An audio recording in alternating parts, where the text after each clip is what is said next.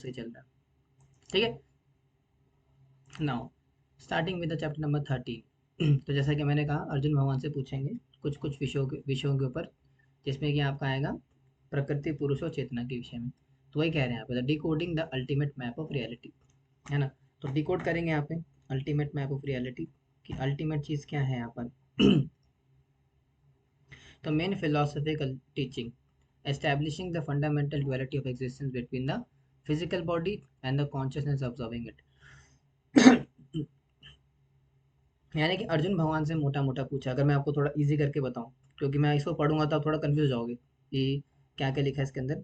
तो पढ़ करके ना सीधा सीधा बताता हूँ आपको, ताकि ना आपको इजी रहे। कि अर्जुन भगवान से पूछते हैं प्रभु, ये भौतिक प्रकृति किस तरीके से कार्य करती है, और ये भौतिक प्रकृति किन किन तत्वों से मिलकर के बनी है, पूछा इन्होंने। अब वो भगवान बताएंगे इस चीज़ के विषय में कि जो भौतिक प्रकृति है वो किन किन तत्वों से मिलकर के बनी है। और भगवान से अर्जुन पूछते हैं पांच चीजें, क्या कि प्रकृति क्या है, पुरुष क्या है, क्षेत्र क्या है, क्षेत्रज्ञ क्या है, सकाम कर्म क्या है। हाँ, क्षेत्र, क्षेत्रज्ञ, ये चार चार चार चीजें पूछते हैं मुख्यतः, है ना। कि प्रकृति क्या है, पुरुष क्या है, क्षेत्र क्या है और क्षेत्रज्ञ क्या है। अब इसी को भगवान एक्सप्लेन करते हैं आने वाले कुछ वर्सेस के अंदर। जैसे यहाँ पे लिखा भी है ना, chapter 13 offers a complete paradigm shift.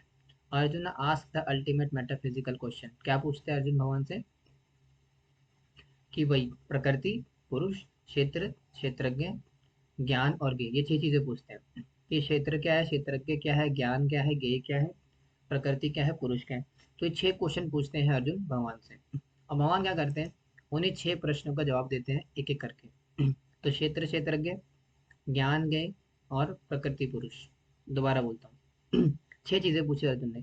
प्रकृति क्या है, पुरुष क्या है, क्षेत्र क्या है, क्षेत्रज्ञ क्या है, और ज्ञान क्या है, और ज्ञेय क्या है। अब ज्ञेय क्या होता है, ज्ञेय का मतलब होता है द ऑब्जेक्ट ऑफ नॉलेज।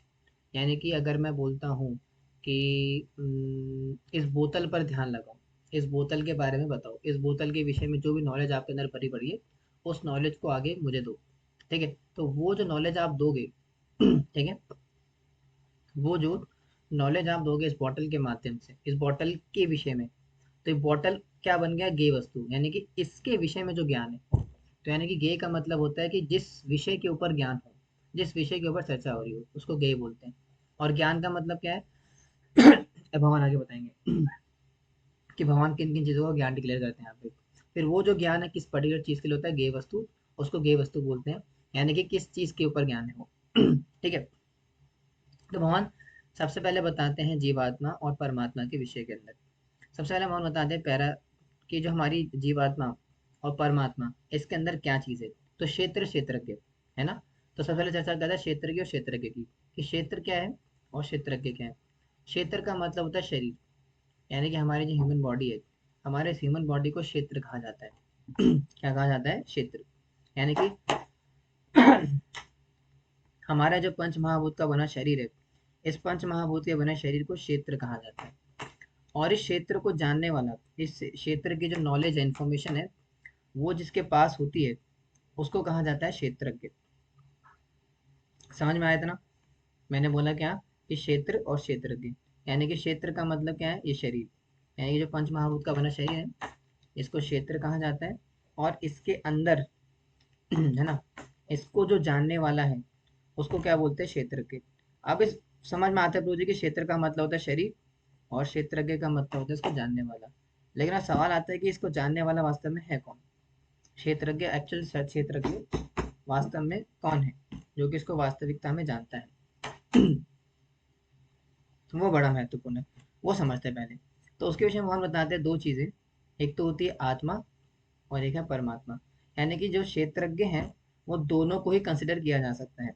क्षेत्रज्ञ को भी और क्षेत्र को भी, सॉरी, जीवात्मा को भी और परमात्मा को भी। यानी कि ये जो हमारा क्षेत्र है, यानी कि हमारा जो बॉडी है, जिसको कि क्षेत्र कहा जाता है, इसको जानना, इसको जानने वाला क्षेत्रज्ञ, दोनों हो सकते हैं। हो गया, कनेक्ट हो गया, चलो अच्छा हो गया। हाँ, चलो फाइनली तो जैसे भी हुआ थोड़ा मोड़ा करके, लेकिन हो तो गया इसी बहाने। आप लोगों को मैं देख पाऊंगा ऐसे। हाँ, तो मैंने क्या कहा, क्षेत्र और क्षेत्रज्ञ, यानी कि क्षेत्र का मतलब क्या हुआ, ह्यूमन बॉडी। हमारा ये जो बॉडी है, जो शरीर है, इसको क्षेत्र कहा जाता है। और इस बॉडी को जानने वाला, इस बॉडी को जो समझता है, जानता है, परखता है, उसको बोलते हैं क्या, क्षेत्रज्ञ। अब यहीं पे भगवान बताते हैं कि क्षेत्रज्ञ भी दो तरीके के होते हैं। एक तो होता है परमात्मा और एक है जीवात्मा। यानी कि इस शरीर को जानने वाले दो लोग हैं, यानी कि हम लिविंग एंटिटी, और दूसरे हैं परमात्मा भगवान। लेकिन इसमें थोड़ा डिफरेंस है। यानी कि ये जो क्षेत्रज्ञ को जानने, ये क्षेत्रज्ञ है जो कि क्षेत्र को जानते हैं, इन दोनों के अंदर थोड़ा सा डिफरेंस है। अब क्या डिफरेंस है समझते हैं। कि जो जीवात्मा है, जो लिविंग इंडिविजुअल सोल है, वो क्या है, उसका परसेप्शन है लोकलाइज्ड। लोकलाइज परसेप्शन है जीवात्मा का। और परमात्मा का परसेप्शन है ऑल परवेडिंग। इसका क्या मतलब होता है, इसका मतलब होता है कि जो पर्टिकुलर इंडिविजुअल सोल है, जैसे मेरी है, आपकी है, तो हमारे जो पर्टिकुलर इंडिविजुअल सोल है, वो हमारे पर्टिकुलर ह्यूमन बॉडी जो क्षेत्र है उसको जानती हैं। यानी कि अगर अशोक प्रभु जी हैं, तो उनके क्षेत्र को वो जानते हैं। असीमा माता जी हैं, उनके क्षेत्र को वो जानती हैं। शाशी माता जी हैं, उनके क्षेत्र को वो जानती है। साक्षी माता जी हैं, उनके क्षेत्र को वो जानती हैं। लेकिन भगवान जो है, वो सबके क्षेत्रों को जानने वाले हैं। यानी कि मैं अपने क्षेत्र को जानता हूँ, सूरज आर्य, लेकिन मैं शाशी माता जी के क्षेत्र को नहीं जानता हूँ कि उनका क्षेत्र किस प्रकार से कार्य करता है, क्या क्या चीज़ उसके अंदर है। लेकिन जो परमात्मा, जो कि सुपर सोल भगवान है, वो क्या है, सभी के क्षेत्र को जानने वाले हैं। तो ये डिफरेंस होता है। यानी कि क्षेत्रज्ञ तो दोनों ही है, परमात्मा भी है और जीवात्मा भी है। लेकिन जो जीवात्मा है वो लोकलाइज है, एक पर्टिकुलर क्षेत्र तक ही सीमित है। लेकिन जो क्षेत्रज्ञ, जो परमात्मा है क्षेत्रज्ञ, वो सभी के क्षेत्र को जानने वाले हैं। इसलिए वो क्या है, परमात्मा, इसलिए परमात्मा है क्योंकि वो सबके क्षेत्रों को जानते हैं। जैसा कि मैंने लिखा ना, यहाँ पे सेकंड पॉइंट आ रहा है ना, knows only one single body and परमात्मा नोज ऑल बॉडी। जो परमात्मा है सबके क्षेत्रों को जानने वाले हैं, लेकिन जो जीवात्मा है वो सिर्फ पर्टिकुलर ह्यूमन बॉडी को ही, अपनी सिंगुलर, अपनी ही इंडिविजुअल बॉडी को ही जानती है। और क्या है, प्रोन टू मटेरियल इल्यूजन। लेकिन जो परमात्मा है, अल्टीमेट मास्टर ऑफ इल्यूजन। यानी कि जो जीवात्मा है, यानी कि जो क्षेत्रज्ञ हैं, जो हम इंडिविजुअल क्षेत्रज्ञ हैं, वो इस संसार के अंदर इल्यूजन में आ सकते हैं। यानी कि वो कभी कभी मिसकंटेम्पलेट कर सकते हैं अपने क्षेत्र को समझने के लिए, अपने क्षेत्र को नहीं समझ सकते हैं कभी कभी, माया के प्रभाव में आकर के। लेकिन जो क्षेत्रज्ञ, जो कि परमात्मा क्षेत्रज्ञ हैं, वो क्या है, सभी के क्षेत्र को जानने वाले हैं। और वो बिविल्डर नहीं होते इल्यूजन से। है ना। वो जो है, क्या बोलेंगे, वो इस माया में रह करके उसके भ्रम में नहीं आते। वो सबके क्षेत्रों को जानने वाले एज इट इज, उन पे किसी प्रकार का कोई प्रभाव नहीं पड़ता। अगर मेन टीचिंग की बात करें तो ठीक है, यहाँ से समझ में आया। क्षेत्र क्षेत्रज्ञ, अब थम्स अप वगैरह कर सकता है, मेरे को नजर आ रहा है ना। तो क्षेत्र, सबसे पहले अर्जुन ने क्या क्या पूछा, क्षेत्र क्या है, क्षेत्रज्ञ क्या है, ज्ञान क्या है, ज्ञेय क्या है, और क्षेत्र क्षेत्रज्ञ, ज्ञान ज्ञेय, और क्या है, प्रकृति पुरुष, ये छह चीजें पूछी। अब भगवान ने उसमें से बताया था क्षेत्र क्षेत्र के विषय में, कि क्षेत्र को क्या बोलते हैं, बॉडी। तो बॉडी को क्षेत्र बोलते हैं, और इस बॉडी को जानने वाला क्षेत्रज्ञ। और क्षेत्रज्ञ भी दो प्रकार के होते हैं, आत्मा परमात्मा। Now let's move further. हम आगे वन बताते हैं, द फ्लॉलेस अथॉरिटी ऑफ वैदिक नॉलेज। अब यहाँ पे बता रहे हैं कि genuine spiritual knowledge must be acquired through authorised flawless source rather than Mandan speculation. अब भगवान बता रहे हैं ज्ञान के विषय में। अभी क्या बताया, क्षेत्र क्षेत्रज्ञ हो गया, अब ज्ञान आएगा। तो ज्ञान के विषय में मोहन बताते हैं कि भैया जो ज्ञान है, वो ऐसे ही अल्ले गिल्ले के द्वारा नहीं बनाया जाता। ऐसा नहीं कि मैं घर पे बैठा और घर पे बैठ करके मैंने 3-4 किताबें लिख दी, और 3-4 किताबें लिख दी तो वो ज्ञान बन गया। नहीं, इस संसार के अंदर जो भी ज्ञान आप देते हो, लेते हो, जो कि भौतिक स्तर पर है, वो वास्तव में ज्ञान नहीं है, वो वास्तव में अज्ञान है, अविद्या है। इसीलिए जो स्कूल कॉलेज में पढ़ाई जाती है, स्कूल कॉलेज में जो भौतिक विद्या पढ़ाई जाती है, वो अविद्या है, वास्तव में विद्या नहीं है। वो ज्ञान नहीं है, वास्तव में वो अज्ञान है। क्यों अज्ञान है, क्योंकि भौतिक स्तर पर ही है वो। इसलिए भगवान बता रहे हैं यहाँ पे कि ज्ञान कोई ऐसी चीज नहीं है कि कोई जनरेट कर दे, कोई खुद से बना ले। ऐसा नहीं है। ज्ञान क्या है, वो प्रमाणिक सोर्स से, शास्त्रों के माध्यम से और परंपरा के माध्यम से ही आ सकता है। इसीलिए आजकल जो है लोग ना बड़ी बड़ी बातें करते हैं ज्ञान की, लेकिन वास्तव में वो ज्ञान है नहीं। क्यों नहीं है, क्योंकि वो एक तो परंपरा में नहीं आ रहा, दूसरा क्या है, वो प्रमाणिक स्रोत से नहीं आ रहा। अपना खुद से ज्ञानी बन नहीं बन सकते हम, समझ रहे हो। यानी कि कोई भी जीवात्मा बिना भगवत कृपा के, बिना भागवत या एक तदीय संपर्क के बिना, यानी कि बिना किसी स्पिरिचुअल कांटेक्ट के बिना ज्ञानी नहीं बन सकता। वो जो ज्ञान लेता भी संसार के अंदर, वो ज्ञान है वास्तव में, क्योंकि भौतिक स्तर पर है और कभी भी आध्यात्मिक स्तर पे नहीं लेके जा सकता। अब एग्जाम्पल बोलेंगे, मुझे एग्जाम्पल दो भाई, सिंपल सा एग्जाम्पल है, देखो। हम क्यों कह रहे हैं कि जो भौतिक संसार की विद्या है वो वास्तव में अविद्या है। अब विद्या में और अविद्या में फर्क क्या होता है? जो विद्या होती है वो कहीं ना कहीं काम में आएगी, है ना। नॉलेज का मतलब क्या है? कि नॉलेज कम्स इनटू एक्शन। अगर मुझे किसी चीज़ की नॉलेज है तो नॉलेज मेरे काम में भी तो आनी चाहिए ना, तो उसी को तो नॉलेज बोलेंगे। लेकिन जो मटेरियल एजुकेशन है, जो संसार में जो विद्या मिलती है, क्या हमारे काम में आई कभी आज तक? बहुत ही रेयरली। देखो, फर्स्ट क्लास से लेकर के 12th क्लास तक पढ़ते, साइंस वाइंस पढ़ते हैं, लेकिन जैसे कॉलेज में आते हैं कोई काम में नहीं आती। आते काम में नहीं आती। फिर ग्रेजुएशन करते हैं, 4 साल का डिग्री करते हैं, फिर 4 साल की डिग्री करने के बाद फिर बैंक में नौकरी कर रहे होते हैं।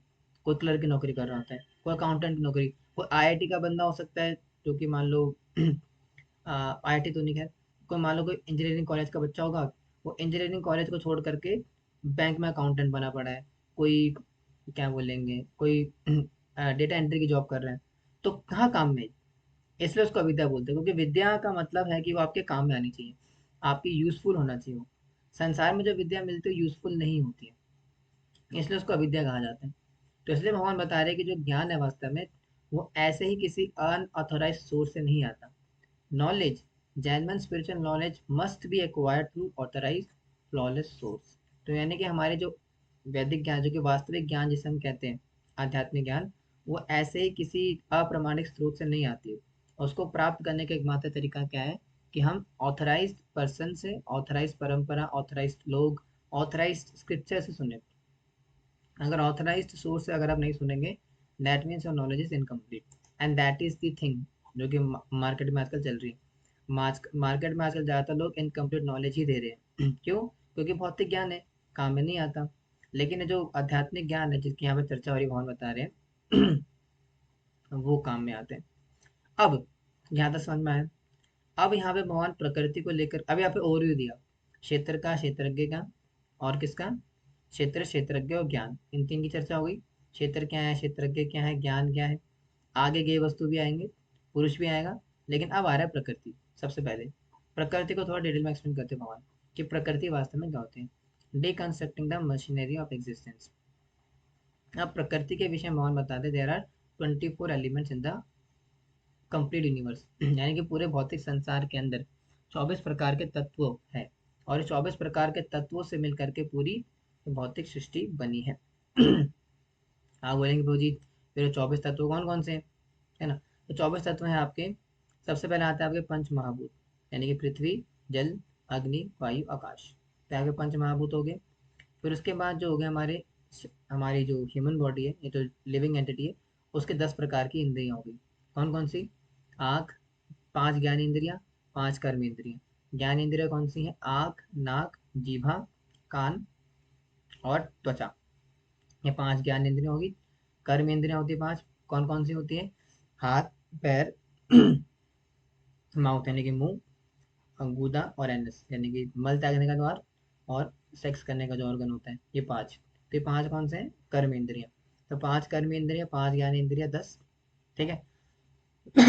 और 5 पंच महाभूत, है ना। तो कितने हो गए? 10 5 15। इसके अलावा हमारी सटल बॉडी, सटल बॉडी जो कि मिलकर बनी है मन, बुद्धि, अहंकार से, है ना। तो कितने हो गए? 15 3 18। 18 हो गए ना। हाँ, 15 3 18। इसके अलावा हमारी जो सोल है, सोल, सोल का अपना एक नेचर होता है, जो कि लास्ट क्लास में ऐसा कहते हैं ना, आपने लास्ट क्लास में चर्चा करी थी, कि सोल का अपना एक नेचर होता है, चैप्टर 8 के अंदर, कि there is a nature living entity Brahma, है ना। फिर ब्रह्म के स्वभाव को क्या बोलते हैं? आत्मा। तो जो स्वभाव है ब्रह्म का, उसको बोलते हैं यहाँ पे, वो है 20वां एलिमेंट। ठीक है, तो 20 हो गए। 20 के बाद जो 4 है वो कौन से हैं? जिस 4 बोलते हैं शब्द, स्पर्श, रूप, रस, गंध, पंच, सॉरी 5, 5 रह गए। 5 क्या बोलते हैं? तन मात्रा है। तन मात्रा का मतलब शब्द, स्पर्श, रूप, रस, गंध। तो सारे मिलकर के 24 तत्व होते हैं, जो कि पूरी भौतिक प्रकृति के अंतर्गत आते हैं। नहीं आया होगा समझ में? समझाता हूँ। एक एग्जाम्पल दिया जाएगा, उस एक एग्जाम्पल के माध्यम से 24 के 24 तत्व कवर हो जाते हैं। कौन से? जैसे मान लो, मैंने कौन कौन से बताया पहले? पंच महाभूत, पृथ्वी, जल, अग्नि, वायु, आकाश। ठीक है।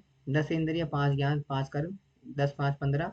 और मन बुद्धि अहंकार सटल बॉडी 15, 3 18, और एक हमारा आत्मा का स्वभाव 18 1 19, और 5 तन मात्राएं शब्द स्पर्श रूप रस गंध। कितने हो गए? 19 5 24। अब 24 तत्व जो होते हैं, जो क्या करते हैं जीवात्मा को संसार के अंदर बांधे हुए। इस संसार के अंदर हम कोई भी कर्म करते हैं या कोई भी सेंस ग्रेटिफिकेशन की चीज करते हैं, वो इस पूरे 24 तत्वों का कुछ कुछ हिस्सा होता है। और जो जितने ज्यादा तत्व हमारे किसी पर्टिकुलर इंजॉयमेंट वस्तु में होंगे, उतना ज्यादा हमें चीजों को एंजॉय करने में मजा आता है, उतना ज्यादा इंजॉयमेंट मिलता है। एग्जाम्पल के लिए, जैसे मेरा शरीर किसका बना है? पंचमहाभूत का। 10 इंद्रियां मेरे शरीर के अंदर है, 11। 10 इंद्रियां हैं और मन बुद्धि अहंकार, तो ये चीजें हैं। तो कितने मेरे शरीर के अंदर कितने हैं? पंचमहाभूत 5 है ना, पहले से है। शरीर बना हुआ है पंचमहाभूत का 5। 10 इंद्रियां हो गई, 10 5 15। और मेरा सटल बॉडी मन बुद्धि अहंकार कितने हो गई? 18। और मेरा आत्मा का नेचर जो ऑलरेडी है इसके अंदर, तो 19। तो यानी कि 19 तत्व तो बॉडी के अंदर ही होते हैं। पूरे शरीर से लेकर के पूरा हमारा शरीर है, वो 19 तत्वों का मिलकर के बना होता है। ठीक है, इतना क्लियर हुआ? अब ये जो 19 तत्वों का शरीर मिलकर के बना है, ये संसार के अंदर तब तक रहता है जब ये 5 तन मात्राएं होती हैं। तन मात्रा यानी कि शब्द स्पर्श रूप रस गंध, जो कि व्यक्ति के ऊपर प्रभाव डालते हैं भोगने के लिए। यानी कि संसार के अंदर अगर हम कोई भी इंजॉयमेंट करते हैं, इस संसार के अंदर हम कोई सी भी इंजॉयमेंट करते हैं, वो इन 5 कारणों से होती है। शब्द स्पर्श रूप रस गंध। और जो शब्द स्पर्श रूप रस गंध है, ये हमारी 5 ज्ञान इंद्रियों को इन्फ्लुएंस करती है। कैसे करती है बताता हूँ अभी। यानी कि जो 5 तन मात्राएं है, मैंने क्या बोला, जो 5 तन मात्राएं हैं, ये 5 तन मात्राएं हमारे 5 ज्ञान इंद्रियों को इन्फ्लुएंस करते हैं, उन पर प्रभाव डालती है। फिर जब ये 5 इंद्रियां जो कर्म ज्ञान इंद्रियां, इनके ऊपर जब ये 5 तन मात्राओं का प्रभाव पड़ता है, तो तब जा करके 5 कर्म इंद्रियों को बोलते हैं कर्म करने के लिए। फिर जब 5 कर्म इंद्रियां उसके माध्यम से जब कर्म होता है, तो जो 5 कर्म इंद्रियां है, वो किसके माध्यम से एक दूसरे से कनेक्ट करती हैं? मन बुद्धि अहंकार, सटल बॉडी के थ्रू। और सटल बॉडी भी इसमें इन्वॉल्व होती है। और जो 5 कर्म इंद्रियां हैं जिसके माध्यम से व्यक्ति कर्म करेगा, वो 5 कर्म इंद्रिय शरीर का हिस्सा है। और शरीर किसका बना हुआ है? पंचमहाभूत का। इसीलिए कोई भी चीज हम कर रहे कार्य संसार के अंदर, उसमें पहले तो 19 तत्व शरीर के पूरे हैं। तो शरीर के जो 19 तत्व हैं, ये 5 तन मात्राओं के साथ संपर्क में आते हैं, या इसके इसके घटक है, जिसके माध्यम से हम कोई चीज करते हैं। एग्जाम्पल के लिए समझाता हूँ। रसगुल्ला है। अब रसगुल्ला मेरे को अगर खाना है, तो रसगुल्ला भी पंच महाभूत से निकल करके आया है। सबसे पहली बात। और उसके अंदर एक पर्टिकुलर रस है, उसके अंदर एक पर्टिकुलर चीज है, जिसको कि मैं एंजॉय करूंगा। अब वो कैसे डिसाइड होगा कि वो कौन सी चीज में देगी इंजॉयमेंट में? जैसे मान लो मेरा शरीर है 19 तत्वों का मिलकर के बना है, और 19 तत्वों का जो शरीर है, वो 5 तरीकों से भोगता है। शब्द के थ्रू भोगेगा, शब्द से भोगेगा, स्पर्श से भोगेगा, रूप से भोगेगा, रस से भोगेगा, और गंध को भोगता है। इन 5 चीजों को भोगता है। अब जो रसगुल्ले की बात आती है, तो रसगुल्ले में मैं क्या भोग सकता हूँ? सबसे पहला गंध। खुशबू लूंगा नाक से, ज्ञान इंद्री, नाक से खुशबू लूंगा, तो नाक से भोगूंगा पहले, उसको एंजॉय करूंगा नाक से। रसगुल्ले की खुशबू नाक में जाएगी, तो नाक से एंजॉय करा। फिर क्या करूंगा? स्पर्श। स्पर्श से, यानी कि ज्ञान इंद्री कौन सी इसमें है? स्पर्श। तो स्पर्श से एंजॉय करूंगा, वो नाजुक नाजुक रसगुल्ले को छूंगा, है ना। फिर क्या होगा? रस। तो रसगुल्ला जब जीवा पे आएगा, मेरी जीवा पे, तो क्या होगा? रस लूंगा उसका। ठीक है। तो इसमें 3 इंद्रियां आगे इन्वॉल्व। तो यानी कि वो जो जो पर्टिकुलर ऑब्जेक्ट है, सेंस ऑब्जेक्ट है रसगुल्ला, उसको मैंने इस 19 तत्व वाले शरीर से भोगा। इस 19 तत्व वाले शरीर से भोगा। कैसे भोगा? 5 कारणों से। शब्द स्पर्श रूप रस गंध। अब इस शब्द स्पर्श रूप रस गंध, जिसकी संसार के अंदर जितने भी ऑब्जेक्ट्स हैं, इसके अंदर 5 एंजॉयमेंट हमें मिलते हैं। आप जितने ज्यादा जिसमें होंगे, उतना ज्यादा एंजॉयमेंट मिलेगा। सब में सारे नहीं होते। जैसे रसगुल्ला के अंदर 3 थे, शब्द सॉरी रस था, ठीक है, गंध थी, और स्पर्श था, शब्द नहीं था।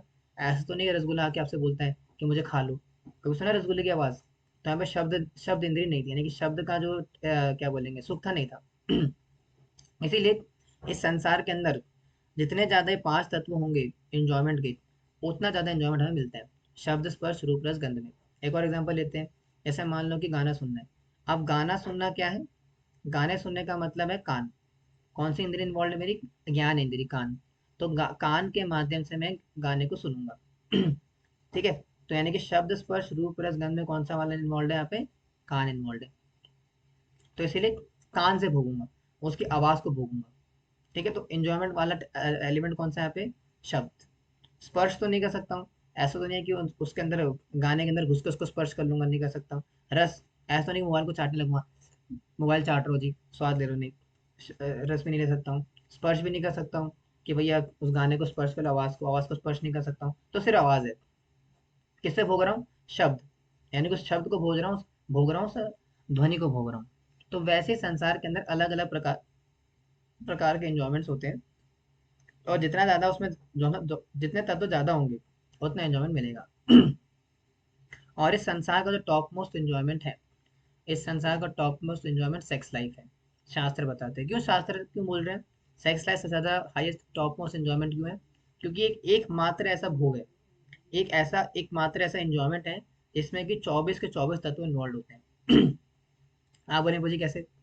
सबसे पहले 19 तत्वों का शरीर है, ठीक है? तो अगर कोई पुरुष है वो किसी स्त्री के साथ भोगेगा, तो उसके अंदर भी 24 तत्व है, 19 तत्व, है ना? पंचमहाभूत का शरीर, 11 10 10 ज्ञानेंद्रियां, और शब्द स्पर्श रूप रस गंध। वॉइस क्लियर नहीं है? नहीं आ रही वॉइस क्लियर मेरी? आ रही है ना? हाँ तो माता जी आपका नेटवर्क का इशू होगा, फिर मेरी तरफ से क्लियर है यहाँ से आवाज, डिवोटीज को आ रही क्लियर। हाँ तो मैंने क्या बोला, सेक्स लाइफ, तो उसमें क्या है, अब स्त्री का शरीर भी शब्द स्पर्श रूप रस सारा 19 तत्व उसके अंदर भी, मेरे अंदर भी है। अब मैं अगर किसी स्त्री को भोगूंगा, या अगर कोई स्त्री मुझे भोगेगी, तो 5 चीजें होनी चाहिए। तो क्या 5 चीजें सेक्स लाइफ में है? हाँ है। कैसे है? सबसे पहला था शब्द, तो किसी स्त्री की मधुर वाणी, है ना, कि मधुर मधुर कोई मीठी मीठी आवाज करके बुला लिया, कुछ अच्छी आवाज सुन ली। तो इसलिए कहा जाता है कि we should not even listen to the voice of a women. एक स्त्री की आवाज भी नहीं सुननी चाहिए, क्योंकि स्त्री की आवाज भी जो है काफी ज्यादा वो क्या बोलेंगे, टेम्पटिंग होती है फॉर अ मैन। तो आवाज सबसे पहले किससे भोगूंगा? जैसे मान लो जंगल में मैं जा रहा हूँ, जंगल से तो जंगल में जाते जाते किसी स्त्री कोई गाना गा रही है, तो सबसे पहले क्या करा? शब्द, उसके शब्दों को भोगा मैंने, उस शब्दों को एंजॉय करा, कितने सुरीली आवाज है। तो सबसे पहले क्या आ गया? शब्द। फिर क्या होगा? सेकंड चीज रूप। फिर क्या करूंगा? स्त्री के दर्शन करूंगा, उसके रूप के दर्शन, उसके सुनहरे बाल, काले काले काले बाल, जो भी उसके नैन नक्शे हैं, तो रूप को भोगा। शब्द, रूप, फिर क्या है? शब्द स्पर्श रूप, हाँ शब्द हो गया, रूप हो गया, फिर क्या होगा? स्पर्श, उसके पास जाऊंगा, उसके पास जाकर के सॉफ्ट बॉडी को टच करूंगा, ठीक है? तो तीसरा इन्वॉल्व भी हो गया, शब्द भी हो गया, रूप भी हो गया, स्पर्श भी हो गया। फिर क्या होगा? सॉरी स्पर्श बाद में आएगा, पहले क्या? गंध आएगा। तो यानी कि पहले वाणी, पहले शब्द सुने, उसकी मधुर गाने की आवाज सुनी, तो उससे आकर्षित हो उसको भोगा, शब्दों को। फिर क्या हो गया? रूप। रूप से पहले लेकिन आएगा हमारा गंध, उसकी खुशबू आ जाएगी शरीर की। अगर तो परफ्यूम लगा रखा है तो, अगर तो परफ्यूम जैसे पहले की स्त्रियों में हुआ करता था, पहले जो स्त्रियां हुआ करती थी स्वर्ग की अप्सराएं, उनके शरीर से नेचुरल खुशबू आती थी फूलों की। आजकल तो पसीने की बदबू तो खैर बोले, लेकिन पहले जो स्त्रियां हुआ करती थी, यानी कि जो अप्सराएं हुआ करती थी, उनके शरीर से एक स्वाभाविक सुगंध आया करती थी, खुशबू आया करती थी। तो उसकी उसकी चर्चा कर रहा हूँ मैं। तो क्या हो गया? शब्द हो गया, स्पर्श हो गया, सॉरी शब्द हो गया, रूप हो गया, और क्या हो गया? गंध, उसकी खुशबू लेकर के उसको भोगा, इंजॉय करा। And then last thing is स्पर्श और रस। तो ये होगा सेक्स लाइफ के दौरान। तो जब उसको मैं स्त्री का स्पर्श करूंगा, देन आई विल एंजॉय, उसकी सॉफ्ट बॉडी को टच करूंगा, स्पर्श करूंगा, और फिर जब सेक्स में इन्वॉल्व होऊंगा तो रस आएगा। अब रस कैसे आता है? उसकी बॉडी से रस लूंगा, है ना, बाई किसिंग, और जो भी चीज़ें होती हैं, मैं ज़्यादा बोलूंगा तो मेरी खुद की चेतना खराब हो जाएगी। बार बार टॉपिक बोलना पड़ता है, लेकिन क्या करें अब। मेरी खुद की चेतना खराब होती है, लेकिन अब टॉपिक ही ये, तो क्या कर सकते हैं भाई, भगवत गीता बता रही है तो शास्त्र बताते हैं, ठीक है? तो इस प्रकार से उसके रस को भी लेगा उसमें। तो इसलिए इसमें सबसे ज़्यादा खतरनाक होता है, क्योंकि इसमें 24 तत्व इन्वॉल्व होते हैं। इसलिए कहा जाता है इसको बचने के लिए। आया समझ में? तो 24 तत्व होते हैं संसार के अंदर, जिसमें से कि 19 हमारे अंदर ऑलरेडी है, और बाकी जो 5 है वो बाहर मिलते हैं, और बाहर हमें इंजॉयमेंट देते हैं। और वो जो 5 प्रकार के इंजॉयमेंट है, वो हमें 11 प्रकार के इंद्रियों से भोगते हैं। नाउ गोइंग फॉरवर्ड, अब यहाँ बताया जाए technology of perception inner character. अब है भगवान बताते हैं ज्ञान के विषय में। प्रकृति हो गई, है ना, अब बताते हैं ज्ञान का इलेबोरेट करेंगे कि वास्तव में ज्ञान क्या क्या होता है। तो भगवान गीता के वर्ष के अंदर बोलते हैं 8 से लेके 12 में, कि सारी चीज़ों को ज्ञान डिक्लेयर किया भगवान ने। यानी कि अगर कोई व्यक्ति के अंदर ह्यूमिलिटी है, प्राइडलेसनेस है, टॉलरेंस है, सिंप्लिसिटी है, क्लीनलीनेस है, स्टेडीनेस है, सेल्फ कंट्रोल है, तो ये सारी क्वालिटीज़ क्या है? ज्ञान है, भगवान ने बोले। अब उनको एक्सप्लेन करने की जरूरत नहीं है, आप सबको ऑलरेडी पता है कि ह्यूमिलिटी क्या होती है, प्राइडलेसनेस क्या होता है, टॉलरेंस क्या होती है, सब आपको ऑलरेडी पता है। इसमें कोई फिलोसफी नहीं है। तो इसमें एक्सप्लेन करने वाला ऐसा कुछ भी नहीं है। लेकिन मोटा मोटा भगवान ने बोला है कि अगर कोई व्यक्ति इन चीज़ों को समझता है, इन सारे टॉपिक को अंडरस्टैंड करता है, दैट इज बेसिकली नॉलेज, ठीक है? Now going forward the technology of perception, detachment and devotion. अब भगवान बताते हैं कि किस प्रकार से रिनाउंसिएशन का प्रोसेस क्या है और किस प्रकार से रिनाउंसिएशन के प्रोसेस को फॉलो करके व्यक्ति भक्ति की ओर आगे बढ़ते हैं। सबसे पहले डिटैचमेंट और डिवोशन के बीच कंपैरिजन आता है। क्या कंपैरिजन आता है कि detachment recognising the inherent miseries of birth death old and disease. तो यानी कि अगर कोई व्यक्ति इस बात को जान जाएगा कि जन्म मृत्यु जरा व्याधि दुख दोषानु दर्शनम, तो अगर कोई व्यक्ति इस बात को समझ जाएगा कि जन्म मृत्यु जरा व्याधि ये इस भौतिक संसार का पार्ट है और बार बार बार बार मुझे इस संसार के चक्र में रहना पड़ता है, जन्म मृत्यु के चक्र में रहना पड़ता है, तो रिनाउंसिएशन ऑफ टेम्परेरी मटेरियल एंटेंगलमेंट्स, इसको बोलते हैं वैराग्य। तो व्यक्ति क्या कहता है, वैराग्य के अंदर डिटैचमेंट के अंदर क्या चीज समझता है कि भौतिक संसार में क्या जन्म मृत्यु का चक्र लगा रहेगा और मुझे केवल और केवल कष्ट ही मिलेंगे, और जो इंजॉयमेंट मैं ले भी रहा हूँ जो कि शब्द स्पर्श रूप रस गंध से आ रहे इंजॉयमेंट, वो जो इंजॉयमेंट मैं ले भी रहा हूँ दैट इज ऑल्सो टेम्पररी, वो परमानेंट नहीं है, वो स्टेडी नहीं है। उसका उसका देना आदि अंतु बंतु कौनते हैं, पर बाहर बोला ना फिर चैप्टर के अंदर क्या बोला हे संस्पर्शचा भोगा दुःखयो न य एव ते आदि अंतवन्तु कौन्तेय नातेषु रमते बुधा। तो क्या बोल रहा है, नातेषु रमते बुधा। तो यानी कि संसार का जो भोग है, इस संसार का जो एंजॉयमेंट है, वो स्पर्शा, एक संस्पर्शचा भोगा, वो स्पर्श जब हमारा जो इंद्रियों का संपर्क इस संसार के सेंस ऑब्जेक्ट्स के साथ संपर्क होता है, तो संपर्क के माध्यम से एंजॉयमेंट की वासना आती है, एंजॉयमेंट की स्पिरिट आती है। लेकिन जो बुद्धिमान व्यक्ति होता है वो उसमें नहीं रमता, इसमें फंसता नहीं है, इसमें जो है अपने आप को रमाता नहीं है। रमने का वाला समझ रहे हो ना, है ना, मैं रमता जोगी जोगी जो, तो रमता, तो रमता नहीं है इसके अंदर। क्यों नहीं रमता, क्योंकि वो जानता है कि आधे अंत वंतु कौन थे, वो जानता है कि ये जो एंजॉयमेंट मुझे मिलेगा भी ना इससे, उसका बहुत जल्दी उदय होगा, फिर क्षय भी हो जाएगा वो। यानी कि एकदम से पल में तोला पल में माशा, एकदम से एंजॉयमेंट मिलेगा और एकदम से गिरा भी देगा मुझे, जिसकी डिटेलिंग आएगी चैप्टर नंबर 17 के अंदर तब चर्चा करेंगे कि ये तीन प्रकार के सुख भगवान चर्चा करेंगे कि प्रकृति के तीन गुणों के हिसाब से तीन प्रकार के सुख डिवाइडेड है, वो आएगा 18 चैप्टर के अंदर, 17-18 के आसपास आता है।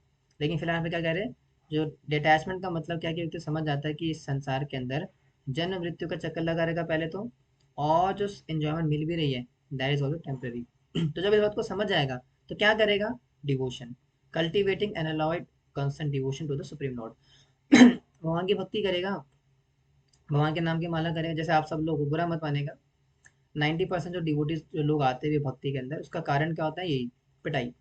बहुत संसार में कष्ट मिलते हैं, पिटाई होती है, दोस्तों से मार मिलती है, गर्लफ्रेंड धोखा देके चली जाती है, पत्नी छोड़ जाती है, घर वाले नहीं पूछते, मोहल्ले वाले ने ठुकरा दिया, तो बिल्कुल ज्यादा पिटाई एकदम कहते हैं ना, संसार से पूरा मिल जाता है एकदम। खास करके यंग एज की बात कर रहा हूँ, यंग एज में, यंग एज में कोई अपने आप तो भक्ति में आता नहीं है, ऐसा तो कोई पंडित नहीं होता बचपन से, या कोई बाबा जी स्टार्टिंग से, बहुत कम होते हैं, लेकिन स्टार्टिंग से तो नहीं होते हम। स्टार्टिंग में तो वही मौज मस्ती का हिसाब किताब होता है, लेकिन लेकिन जब पिटाई होती है, जब संसार के अंदर वैराग्य आता है, जब समझ में आता है भैया जिससे प्यार किया उसी ने धोखा दिया है ना मुझे छोड़कर तुम जो जाओगे बड़ा पछताओगे, पछताती वो नहीं, पछताते हमें, वो तो अपना मस्ती में रहती। हालांकि गाना बड़ा गलत बना है वो, कि मुझे छोड़कर जो तुम जाओगे बड़ा पछताओ, कोई नहीं पछताता भाई, सब ने मजे रहते हैं। देखो मैं ऐसा खुल्लम खुला बोल रहा हूँ, आप लॉयर जी कैसी कड़क बात करते हो आप भाई मैं सच बात बोल रहा हूँ। देखो आप अगर इसको रियलाइज करना चाहो तो आप देखो, कोई नहीं पछताता, आज की डेट में कोई पछता नहीं रहा है। छोड़ दे क्योंकि अटैचमेंट ही नहीं है ना। भाई पछताता व्यक्ति कब है, जब अटैचमेंट होती है। आजकल किसी का अटैचमेंट ही नहीं है, बस रिलेशनशिप भी क्या है, बाह्य रूप से है, बस इंजॉयमेंट का इंजॉयमेंट बेसिस है, इंजॉयमेंट के बेसिस पे रिलेशनशिप होता है, फिर चले जाते हैं छोड़ करके।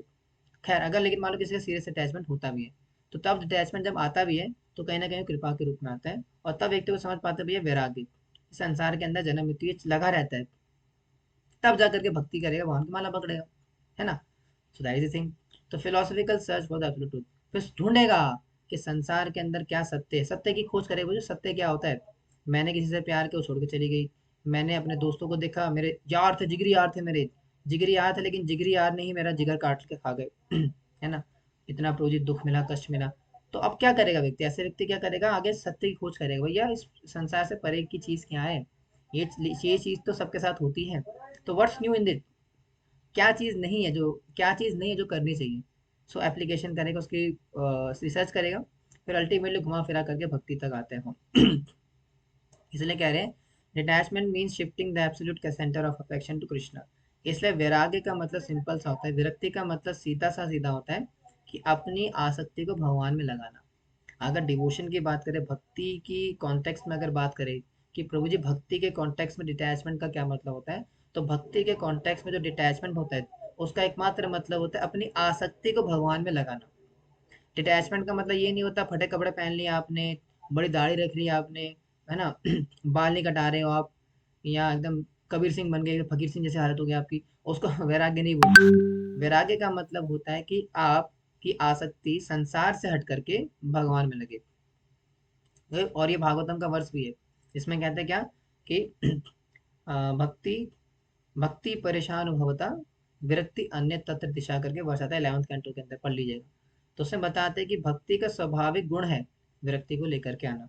यानी कि यदि अगर कोई व्यक्ति भगवान के नाम का माला जप करता है, भगवान की भक्ति करता है, तो भक्ति करने का स्वाभाविक फल क्या है, विरक्ति। और वो भाव के स्तर पे भी आती है। हम संडे क्लास में चर्चा कर रहे हैं, बताएंगे उसमें, संडे क्लास में आता है कि भाव, यानी कि अगर कोई व्यक्ति भगवान के नाम का जप करता है, भगवान की भक्ति में लग चुका है ना, और संसार से डिटैचमेंट नहीं आ रहा, भक्ति में विरक्ति नहीं आ रही है, तो that mean there is a problem. क्यों? क्योंकि भक्ति का एक स्वाभाविक लक्षण है विरक्ति, है ना। अगर कोई व्यक्ति वास्तविकता में भक्ति करता है, सही तरीके से भक्ति कर रहा है, तो एक स्वाभाविक सा उसके प्रति, भगवान के प्रति आकर्षण बढ़ेगा। और साथ ही साथ एक चीज और आएगी साइमल्टेनियसली, संसार से विरक्ति आएगी। और ये चीज आपने खुद भी एक्सपीरियंस करी होगी, मैं कोई बना के नहीं बोल रहा हूँ, आप सबने एक्सपीरियंस करा होगा। आप सब लोग भक्त हो, 16 माला या कुछ कुछ माला तो करते हो आप लोग, है ना।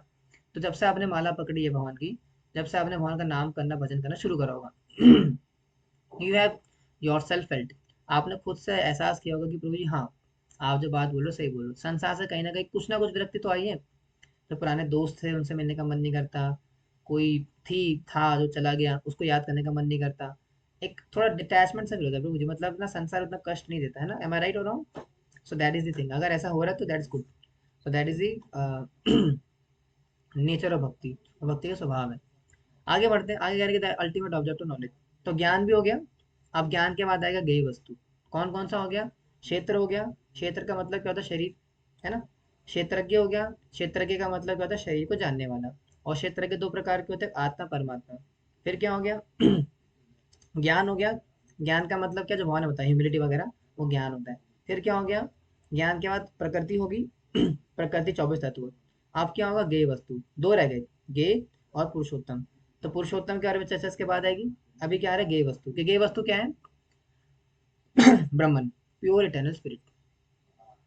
यानी कि अगर मोटा मोटा बात बोली जाए, तो गेय वस्तु का मतलब भगवान। यानी गेय वस्तु क्या, यानी ज्ञान को प्राप्त करने के बाद, ज्ञान को अर्जित करने के बाद, अगर कोई व्यक्ति ज्ञान को कल्टीवेट करता है, तो ज्ञान को कल्टीवेट करने का मतलब है आपको कि आपको उस अल्टीमेट सुप्रीम को जानना, उसको, जिसको कि गेम बोलते हैं। गेम का मतलब होता है द ऑब्जेक्ट। उस व्यक्ति को, वो ऑब्जेक्ट क्या है जिसको कि जानना है, इस संसार से परे जानने के बाद, ज्ञान को लेने के बाद, ज्ञान अर्जित करने के बाद, या भक्ति की प्रोसेस को फॉलो करने के साथ साथ, या उसके बाद किसको प्राप्त करना है, तो जिसको प्राप्त करना है ना, वो ऑब्जेक्ट ऑफ नॉलेज है। यानी कि उसको प्राप्त करना है जी। जैसे मान लो अगर कोई व्यक्ति है जिसको कि नीट का एग्जाम क्वालिफाई करना है, तो नीट का एग्जाम क्या हो गया? ऑब्जेक्ट। तो उस ऑब्जेक्ट के लिए हम कर्म करेंगे, पढ़ेंगे, किताबें वगैरह पढ़ेंगे। तो वो जो नीट है वो ऑब्जेक्ट हो गया। और उसको क्या बोलेंगे यहाँ पे इस कॉन्टेक्स्ट में? गेम। गेम का मतलब होता है कि हम जो चीज़ फॉलो कर रहे हैं, ज्ञान योग साधन जो भी कुछ कर रहे हैं, वो किस चीज़ के लिए कर रहे हैं, वो ऑब्जेक्ट कौन सी है, द ऑब्जेक्ट ऑफ नॉलेज क्या है, वो दैट इज कृष्णा। तो उनको क्या बोलते हैं? गेम। ठीक है, आया समझ में? Now the last one, now थोड़ी पुरुषोत्तम की चर्चा करेंगे कि पुरुषोत्तम के विषय में क्या आ रहा है।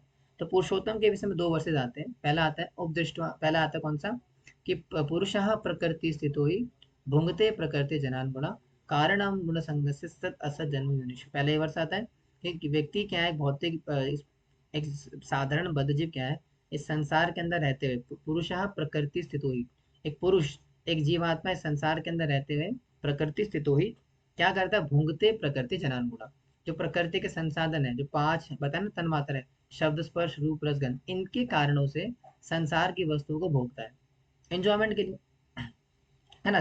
भोंगते प्रकृति जनान गुणा। और इसके भोगने के कारण क्या होता है? इस भोगने की वजह से क्या होता है, कारणम गुण संगस्य सद असद जन्म योनिषु, और इस कारण से क्या होता है उसको सद असद, सद और असद यूनियन मिलती है। सद असद का मतलब क्या होता है, सद का मतलब होता है अच्छी, असद का मतलब डाउन डिग्रेडेड। तो दो प्रकार की यूनियन को प्राप्त होती है, लेकिन जो दो प्रकार की यूनियन प्राप्त होती भी है, अब इसको देखने के ऊपर इसके परे क्या एक चीज होती है, उपदृष्टवा अनुमंता जा भक्ता भोरता महेश्वरा, भरता भोक्ता महेश्वरा, आगे क्या है, उपदृष्टवा अनुमंता जा भरता भोक्ता महेश्वरा, ठीक है। भक्ति शास्त्री में आया था, भूल गया हमारा अशोक का टेस्ट में था। खैर कहने का मतलब क्या है कि हाँ, यहाँ पे क्या कह रहे थे, मास्टर ऑफ द यूनिवर्स, यानी कि पुरुषोत्तम वास्तव में कौन है, he is the original source of all material senses. जो सारी इंद्रियां आ रही है ना, वो सारे इंद्रियों के सोर्स है वो। Yet he himself has no material senses, he is unattached but masterfully maintains all living beings। तो वो जो पुरुषोत्तम की चर्चा आई ना, जो कि अर्जुन ने भगवान से पूछा भी कि पुरुषोत्तम कौन है, तो भगवान बताते कि वो पुरुषोत्तम, पहले नहीं बोल रहे कि डायरेक्टली मैं हूँ, वो बोल रहे कि वो है जो कि जिसने कि इस पूरे भौतिक संसार में जितने भी इंद्रियां हैं, चाहे 10 प्रकार की है ना, ज्ञान इंद्रिय कर्म इंद्रिय सारा सब कुछ, उसको उसका सृजन करा है, उसको उत्पन्न करा है। लेकिन इसके बावजूद भी उसकी खुद की कोई मटेरियल सेंसेस नहीं है, यानी कि उसकी ज्ञान इंद्रिय कर्म इंद्रिय नहीं होती, वो इसके परे है। और वो जो इसके परे है, वही वास्तव में क्या है, द लॉर्ड कृष्णा हिमसेल्फ। इसलिए कह रहे थे Lord resolve the paradox of the absolute, he possesses infinite transcendental senses while remaining completely unattained by the modes of material nature। जैसा कि मैंने बताया, तो भगवान ने पुरुषोत्तम के विषय में क्या बताया, पुरुषोत्तम के विषय में बताया कि भैया वो व्यक्ति हैं जो कि इस पूरे भौतिक संसार में जितनी भी जीवात्माओं में जो इंद्रियां आ रही है ना, वो इंद्रियों के मालिक वो है, इंद्रियों का जो सृजन है वो करते हैं। और इतनी सारी इंद्रियों, मतलब इंद्रियों को सृजन करने के बावजूद भी उनकी खुद की कोई मटेरियल सेंसेस नहीं है बजाय इसके कि वो क्या करते हैं, अपने आप को ट्रांसीडेंटल स्टेट पे रखते हैं, और उनके जो सेंसेस हैं they are also transcendental not on the material plane, and that person is the Purushottam. तो पुरुषोत्तम वो व्यक्ति है, उनकी चर्चा करें, इसलिए कह रहे थे मास्टर ऑफ पैराडॉक्स यानी कि वो जो व्यक्ति है वो कैसा है, he is inside and outside, moving and non moving, near and far, undivided yet appear divided, यानी कि रिधि सन्न रिधि सर्वस्व विष्टम, यानी कि वो क्या है, ऐसा व्यक्ति जो कि पुरुषोत्तम की चर्चा आ रही है, वो पुरुषोत्तम क्या है कि सबके हृदय में वास करता है, सर्वस्व चाहम हृदय सन्न विष्टु। यानी कि पुरुषोत्तम व्यक्ति कौन है, वो जो पुरुषोत्तम की चर्चा आती भी है, आ भी रही है, वो पुरुषोत्तम वास्तव में कौन है, he is inside and outside, यानी कि वो आपकी इतो नरसिम्हा परतो नरसिम्हा, यानी कि वो व्यक्ति आपके अंदर भी है, हृदय के अंदर, और बाहर भी है। कौन, वो पुरुषोत्तम की चर्चा हो रही है। साथ ही साथ वो नियर भी है, फार भी है, आपके पास भी है, आपसे दूर भी है, अनडिवाइडेड भी है, येट अपीयर्स डिवाइडेड, यानी कि लगता है कि बट गया लेकिन फिर भी बटा नहीं है, सॉरी, लगता है कि बढ़ गया लेकिन बढ़ा हुआ नहीं है। मान लो कि कैसे, अब बोले वही कि प्रभु जी परमात्मा है ना, सुपर सोल, परमात्मा, ठीक है आपने बोला कि परमात्मा पुरुषोत्तम है भाई, लेकिन परमात्मा तो सबके हृदय में अंदर है, मेरे हृदय के अंदर भी है है ना, साक्षी माता जी के अंदर भी है, शशि माता जी के अंदर भी है, और क्या है, गौरांगी माता जी के अंदर भी है, और अमायरा माता जी के अंदर भी, सबके अंदर है। तो इसका मतलब क्या है कि भगवान बढ़ गए, है ना, भगवान के 4 टुकड़े करें। जैसे केक काटते हैं ना, कि एक बर्थडे केक होता है, तो जब बर्थडे में केक आता है क्या करते हैं हम, इसके 4 टुकड़े करते हैं, फिर थोड़ा एक पिंकी को देते हैं, एक रिंकू को देते हैं, एक टिंकू को देते हैं, एक सोनू मोनू को देते हैं, और एक बबली को देते हैं, और एक बंटी को देते हैं, ऐसे देते हैं। तो इसका मतलब क्या है कि भगवान ने परमात्मा के रूप अपना विस्तार करते हैं, जिसका मतलब क्या हो गया, आधे उधर चले गए, ऐसा नहीं है लगता है कि भगवान बढ़ गए, लेकिन भगवान बटे नहीं होते। एग्जाम्पल किसका देते हैं, जिस प्रकार से सूर्य है, मान लो कि 100 घड़े रखे आपने, 100 घड़े, और 100 घड़ों के अंदर आपने पानी रखा हुआ है। अब सूर्य क्या करेगा, जब सूर्य निकल के आता है तो सूर्य क्या करता है, उन 100 के 100 घड़ों के अंदर नजर आता है ना। लेकिन इसका मतलब क्या है कि क्या, क्या जो सूर्य है वो बढ़ गया 100 टुकड़ों में, नहीं, सूर्य अपनी जगह रहता है जरिए, लेकिन सूर्य अपनी जगह रहने के बावजूद भी उन 100 घड़ों में नजर आता है। उसी प्रकार से भगवान का स्वतंत्र एक अपना खुद का एग्जिस्टेंस भी है, लेकिन अपना स्वतंत्र एग्जिस्टेंस होने के बाद भी वो अलग अलग डिवाइडेड नजर आते हैं, कि भाई हर जीव के अंदर परमात्मा का अपना विस्तार करते हैं, लेकिन इसका मतलब ये नहीं कि बढ़ गए, कृष्णा रिमेन द सेम। तो ये पुरुषोत्तम की चर्चा आती है कि वो सबके हृदय में वास करते हैं, और लगते हैं कि बढ़ गए, लेकिन वास्तव में नहीं बटे, हमारे अंदर भी निवास करते हैं, बाहर भी है, मूविंग के अंदर भी है, नॉन मूविंग के अंदर भी। ऐसा नहीं कि जो नॉन लिविंग है प्रभु जी डेड मैटर जो है इसमें नहीं है, नहीं, डेड मैटर में भी भगवान का वास होता है कैसे होता है, दैट इज वेरी इमेजिनरी, लेकिन होता है। तो हर चीज के अंदर जो है कहीं ना कहीं वो पुरुषोत्तम, जिसका वास है ना, उसी की चर्चा करे पुरुषोत्तम भी, और उसी के विषय में कह रहे हैं भैया कि वही पुरुष है। और इसीलिए बोले था intersection of matter and spirit. तो वही तीन मेन टॉपिक कि प्रकृति, पुरुष और परमात्मा, यानी कि प्रकृति, मटेरियल एंटेंगलमेंट, और पुरुषा द सोल, यानी कि एक जीवात्मा का कैसे प्रकृति के साथ संपर्क होता है, और प्रकृति के संपर्क में आने से किस प्रकार से वो बंध जाता है संसार के बंधन में। वो एक चक्र आता है इसके अंदर, कैसे आता है, जैसे मान लो Purusha the soul, the architect of its own suffering and enjoyment through desire, यानी कि जो पुरुष है, जो सोल, जो मतलब कहते हैं ना हमारी जीवात्मा, जो कि छोटे पुरुष है, पुरुषोत्तम नहीं, पुरुषोत्तम तो भगवान है, वो पुरुषों में उत्तम है, ये पुरुष की तरह, तो पुरुष और पुरुषोत्तम दोनों अलग अलग होता है। पुरुषोत्तम का मतलब होता है कि सारे पुरुषों में श्रेष्ठ, जो कि भगवान है। पुरुष का मतलब होता है जीवात्मा, हमारी चर्चा हो रही है। तो जीवात्मा क्या करती है, जो कि अपनी बहुत सारी इच्छाओं के जाल में फंसी पड़ी है, अपनी बहुत सारी इच्छाओं जो उसके अंदर भरी पड़ी है, वो क्या करता है, जब अपनी सारी इच्छाओं के माध्यम से प्रकृति प्रकृति के संपर्क में आता है, provide the physical body and the mechanical laws of cause and effect. जब इसके अंदर जो इतनी सारी जीवात्माओं के अंदर, इसने सॉरी जीवात्मा के अंदर जो इतनी सारी भोगने की डिजायर्स भरी पड़ी है, तो डिजायर्स को फुलफिल करने के लिए प्रकृति क्या करती है, उसको शरीर प्रदान करती है कि भैया आप पंचमहाभूत का शरीर लीजिए और इसके माध्यम से एंजॉय करिए। और फिर जब वो जीवात्मा है, वो जीवात्मा जब मटेरियल नेचर को स्वीकार करती है, यानी कि प्रकृति के माध्यम से बना हुआ शरीर, पंच महाभूत का, 19 तत्वों का, जब वो शरीर को एक्सेप्ट करती है, वो शरीर को धारण करता है इंजॉय करने के लिए, and that intersection of matter and spirit, तब जा करके प्रकृति और पदार्थ का संपर्क आता है। यानी कि प्रकृति क्या है, आपस में अपने आपस का कोई वैसा एग्जिस्टेंस नहीं, मतलब उसका कोई क्या बोले ना इम्पोर्टेंस नहीं है, लेकिन प्रकृति का इम्पोर्टेंस कब निकल कर के आ, जब उसका पदार्थ के साथ संपर्क होता है। यानी कि हम जीवात्मा जब इस भौतिक प्रकृति के शरीर को धारण करते हैं, तो फिर जब भौतिक प्रकृति के शरीर को धारण करने के बाद जब पदार्थ के साथ संपर्क आता है हमारा, यानी कि जो इंजॉयमेंट की वस्तु है संसार के अंदर, जब उसके साथ संपर्क में आते हैं, तब जा करके सफरिंग आती है। अगर मोटा मोटा बोलूँ तो हमारा शरीर है, जो कि पंच महाभूत और 19 तत्वों का मिलकर के बना, प्रकृति का बना है। तो जब ये प्रकृति उस पदार्थ के, जो कि खुद की प्रकृति का बना है, जब उस पदार्थ के संपर्क में नहीं आएगी, उस एंजॉयमेंट, जो एंजॉयमेंट ऑब्जेक्ट्स है, एंजॉइंग ऑब्जेक्ट्स, जब तक उस एंजॉइंग ऑब्जेक्ट्स के संपर्क में नहीं आएगी, तब तक वो नहीं फंसेगा। इसलिए कह रहे हैं यहाँ पे अपने इंद्रियों को संयम करना। क्यों, why to control the senses, because जो व्यक्ति है, जो कि जीवात्मा है, भौतिक प्रकृति के शरीर को धारण करके जब तक वो पदार्थ के संपर्क में रहेगा, भोगेगा, और भोगेगा तो फंसेगा। इसलिए अपने उसको नियंत्रित करना है। इसलिए ये पूरा साइकिल बताया गया कि किस प्रकार से जीवात्मा जीवात्मा क्या करती है, प्रकृति के संपर्क में रहती है, प्रकृति के संपर्क में रहते हुए परमात्मा सॉरी क्या बोलते हैं, जो पदार्थ के संपर्क में आती है, तो पदार्थ के संपर्क में आने से वो क्या बोलेंगे, अलग अलग प्रकार के कष्टों को भोगती है। और वही समझा रहे हैं। इसलिए कहा जा रहा है the universal engine of transmigration. अब आपने क्या करना है, अब बोलेंगे प्रभु जी जो प्रकृति के संपर्क में आए ना, वो प्रकृति के संपर्क जो आ रहे हैं, यानी कि प्रकृति जो पदार्थ का संपर्क हो रहा है, उसकी वजह से उस तीन प्रकार के गुण आते हैं, सदगुण, जो कि हमारा 7 चैप्टर में आएगा भी, प्रकृति के तीन गुण, सॉरी नेक्स्ट चैप्टर आएगा 14 चैप्टर, प्रकृति के तीन गुण। अब इसी से क्या होता है, प्रकृति के तीन गुणों का जन्म होता है, जो कि नेक्स्ट चैप्टर भी हमारा क्या है, कि जीवात्मा के अंदर अपनी बहुत सारी भोगने की, एंजॉय करने की अपने डिजायर्स है ना, डिजायर्स टू एंजॉय। तो डिजायर्स टू एंजॉय जो कि जीवात्मा के अंदर है, वो उस डिजायर्स टू एंजॉय को फुलफिल करने के लिए प्रकृति का इस्तेमाल करते हैं, कि प्रकृति से बना हुआ जो भौतिक शरीर है उसको धारण करता है। और फिर जब वो प्रकृति से बना भौतिक शरीर धारण करता है, तो फिर पदार्थ के लिए, पदार्थ की तरफ आगे बढ़ेगा भोगने के लिए। और फिर जो पदार्थ के साथ जो प्रकृति से बना शरीर, इसका जो संपर्क स्थापित होता है, वो संपर्क को स्थापित करने के लिए तीन प्रकार के गुणों की आवश्यकता पड़ती है। एग्जाम्पल के लिए, जैसे मान लो कि अगर मेरा ये फ़ोन है, अब मेरा ये फ़ोन है, अब इसको फ़ोन को मुझे किसी को कॉल मिलाना है, तो मान लो कि कोई, जैसे मान लो शाशी माता जी है ना, अब मुझे मान लो शाशी माता जी को फ़ोन करना है, तो फ़ोन में ऐसा क्या है जो कि वो शाशी माता जी के पास चले जाएगा। तो कोई एंटीना लगा हुआ है ना, कोई क्या बोलेंगे सिग्नल है जो कि ट्रांसमिट कर रहे हैं। अगर तो सिग्नल नहीं रहेंगे तो कनेक्शन पहुंचेगा नहीं वहां तक। और वैसे ही जब हमारा प्रकृति, भौतिक प्रकृति से बना शरीर है, पंचमहाभूत खनिज तत्वों का, ये पदार्थ के संपर्क में तब तक नहीं आएगा जब तक ये बीच में कनेक्शन स्टैब्लिश नहीं होगा। वो कनेक्शन को स्टैब्लिश करने का काम करते हैं सतोगुण, रजोगुण, तमोगुण, प्रकृति के तीन गुण।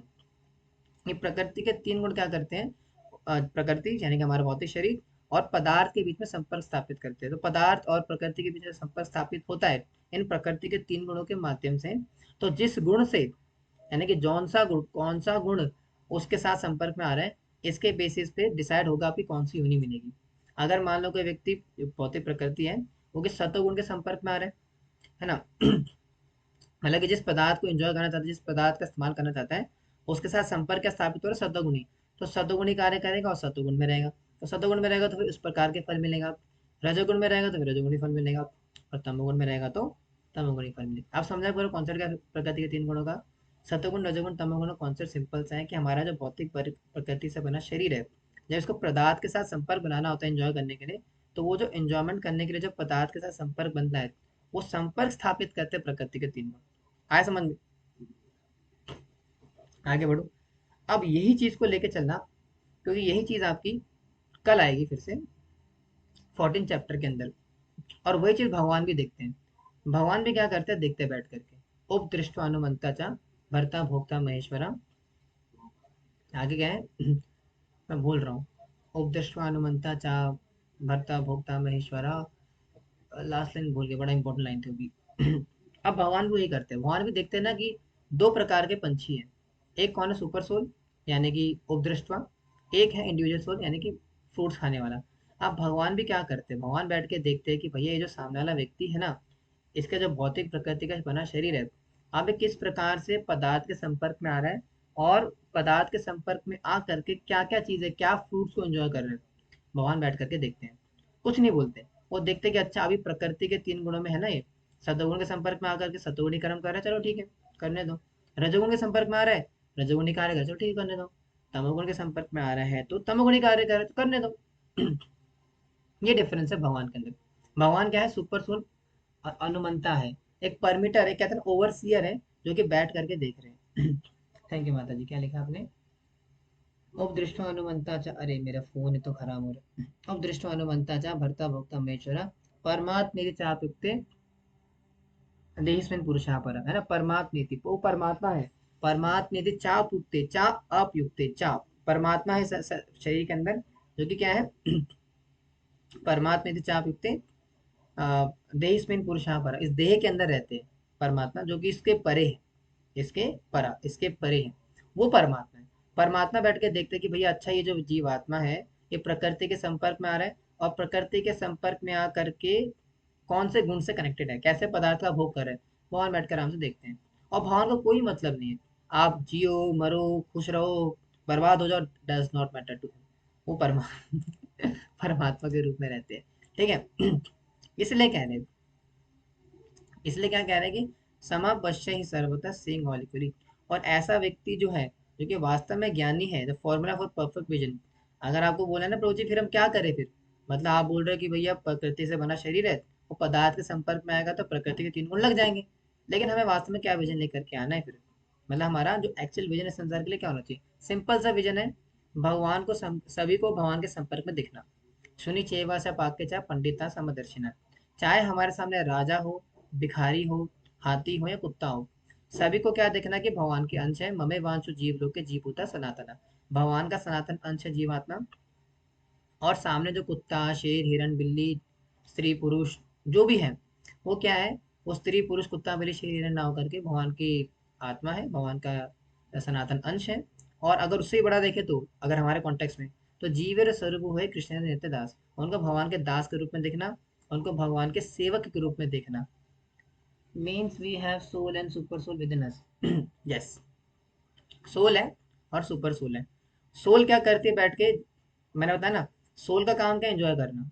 अब एंजॉय करने के लिए शरीर चाहिए, क्योंकि आत्मा खुद से एंजॉय नहीं कर सकती। तो एंजॉय करने के लिए प्रकृति ने शरीर दे दिया आपको, चलो ठीक है आपको एंजॉय करना है ना, ये लो शरीर लो।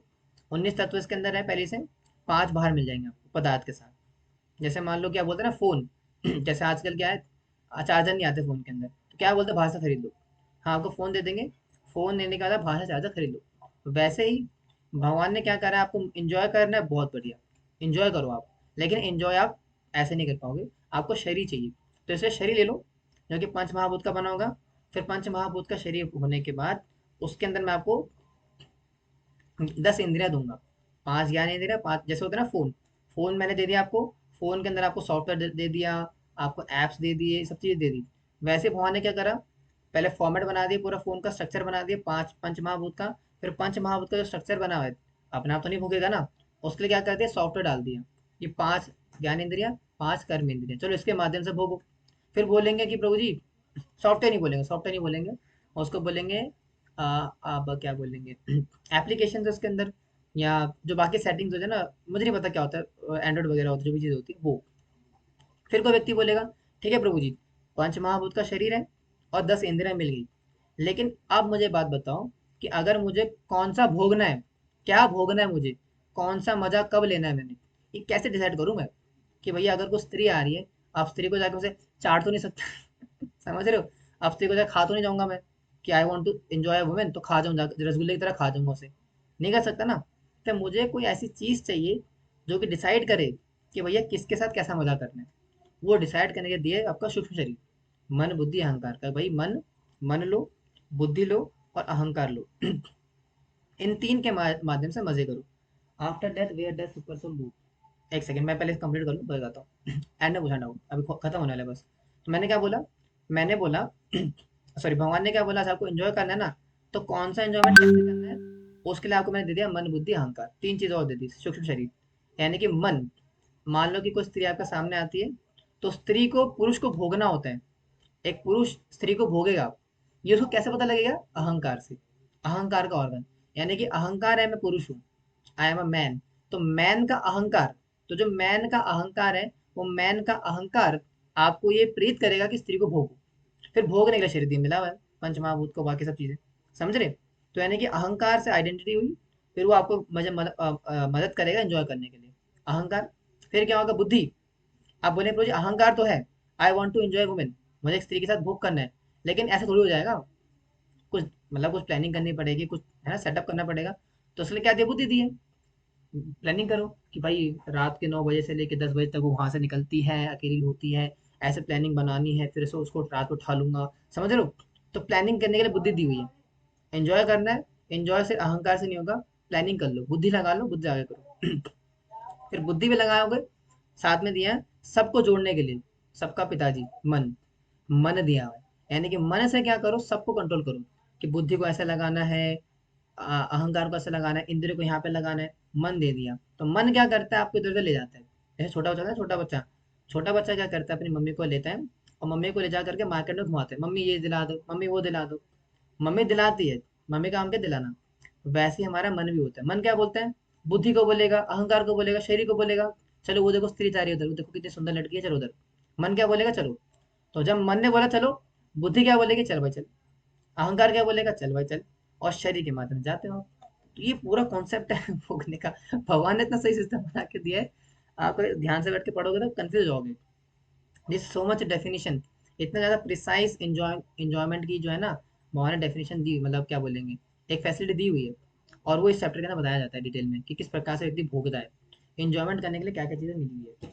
लेकिन अगर आपको इंजॉयमेंट नहीं करनी है, इंजॉयमेंट से बचना है, बुद्धिमान बनना है, तो क्या लेके आओ, ये ले आओ कि भैया सारे बराबर है, क्या कुत्ता, क्या बिल्ली, क्या शेर, क्या हिरन, क्या राजा, क्या प्रजा, ये विजन लेकर के आ जाओगे तो फिर आप भोगोगे नहीं, एंजॉय नहीं करोगे, फिर फंसोगे नहीं। इसलिए कह रहे थे अनटैंगल्ड सोल तब जा करके व्यक्ति अनटैंगल्ड हो जाएगा, और सॉरी फंसेगा नहीं।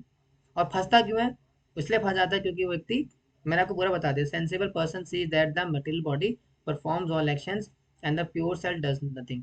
ये समझ जाएगा, वो क्या समझ जाएगा कि भैया भगवान ने पूरा सिस्टम बना रखा है, यानी कि मैं एंजॉय नहीं करना चाहता हूँ, मैं तो आत्मा हूँ, मैं तो भगवान का अंश हूँ, मेरे को संसार से क्या लेना देना, ना चाहूँ सोना चांदी, ना चाहूँ हीरा मोती, ये मेरे किस काम के। तो आत्मा को समझ में आ जाएगा भैया कि मेरे को संसार से क्या मतलब, मैं तो आत्मा हूँ, ये समझने के लिए भगवान बोल रहे हैं। अगर ये समझ में नहीं आएगा तो क्या करेंगे, इंद्रियां मन सबको पकड़ के रखेगा और आपको इंजॉयमेंट में लगाता रहेगा। इसलिए व्यक्ति को क्या करना है, इस एंटेंगल्ड सोल, ये जो फंसी हुई संसार के अंदर, वो बचने के लिए क्या करना पड़ेगा, समझना पड़ेगा कि मैं आत्मा हूँ और मेरा शरीर से कोई मतलब नहीं है, शरीर को एंजॉयमेंट चाहिए, मन बुद्धि अहंकार को एंजॉयमेंट चाहिए, मैं तो आत्मा हूँ, मुझे एंजॉयमेंट नहीं चाहिए जब ये समझ आओगे, तो फिर देखो duty being attach, just as a subtle sky contain the raging storm but never mixes with them, the spirit soul situated in Brahma vision is forever pure and fundamentally unattended by the physical body. समझ जाओगे कि भैया मेरी आत्मा शुद्ध है, वो संसार में नहीं फंसती, संसार में नहीं फंसती तो कौन फंसा रहा है मुझे? मेरा मन, बुद्धि, अहंकार, शरीर, इंद्रियां फंसा रही है। और जब समझ जाओगे तो आसक्त हो जाओगे, अनासक्त हो जाओगे। लेकिन इतना आसान नहीं है। क्या करना पड़ेगा? भक्ति। भक्ति के माध्यम से उसको जगाना पड़ेगा। फिर भक्ति के माध्यम से जब वो जाग जाएगी, उसके बाद जाकर के फिर आप मुक्त हो जाओगे। और इसीलिए कह रहे थे एलिमिनेशन ऑफ कॉन्शियसनेस, इसको लेकर के आओ। ये लेकर के आओ कि भैया ज्ञान है चक्षुषा, कि मैं मेरे शरीर से अलग हूँ।